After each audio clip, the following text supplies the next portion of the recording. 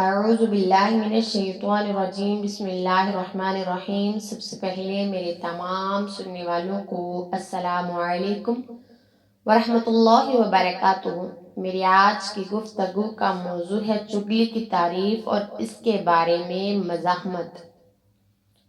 چغلی کی تعریف یہ ہے کہ لوگوں کے درمیان فساد ڈالنے کے لیے ایک کی بات دوسرے تک پہنچانا۔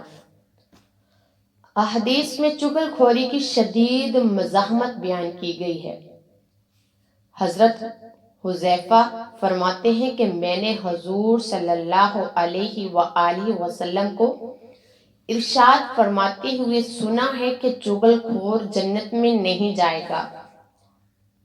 حضرت عبداللہ بن اشعری رضی اللہ تعالی عنہ سے مروی ہے کہ حضور نے ارشاد فرمایا، اللہ تعالیٰ کے بہترین بندے وہ ہیں کہ جب ان کو دیکھا جائے تو اللہ تعالیٰ یاد آ جائے، اور اللہ تعالیٰ کے بدترین بندے چغلی کھانے والے، ادھر ادھر پھرنے والے، دوستوں کے درمیان جدائی ڈالنے والے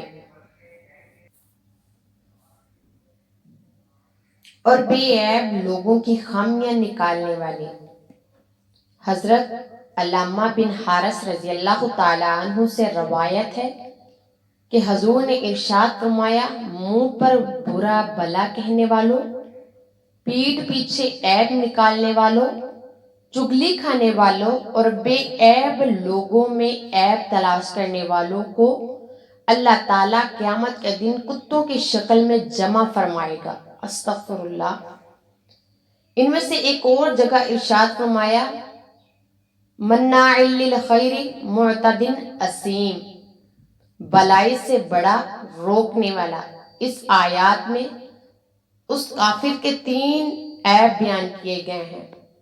وہ بلائی سے بڑا روکنے والا ہے، اس سے مراد یہ ہے کہ وہ ایک ایسا بخیل ہے کہ نہ خود نیک کاموں میں خرچ کرتا ہے اور نہ دوسروں کو نیک کاموں میں خرچ کرنے دیتا ہے۔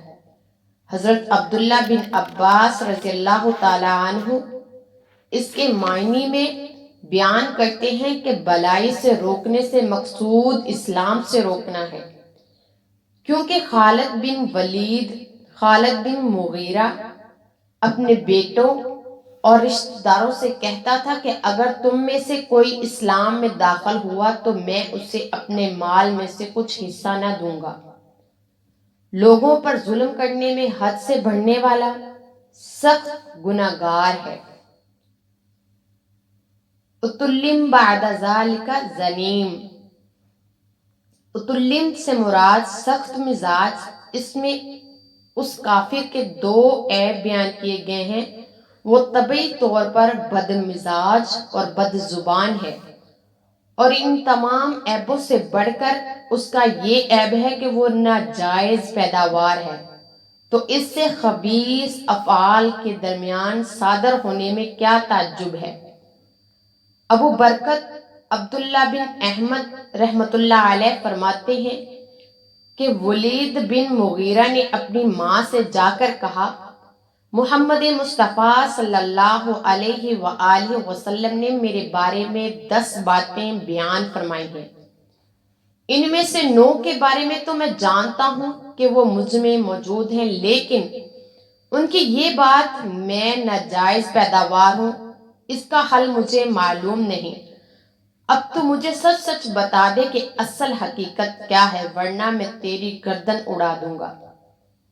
اس پر ان کی ماں نے کہا کہ تیرا باپ نامرد تھا، اس لیے مجھے یہ اندیشہ ہوا کہ جب وہ مرے گا تو اس کا مال دوسرے لوگ لے جائیں گے، تو اس چیز سے بچنے کے لیے میں نے ایک چرواہا ہے کو اپنے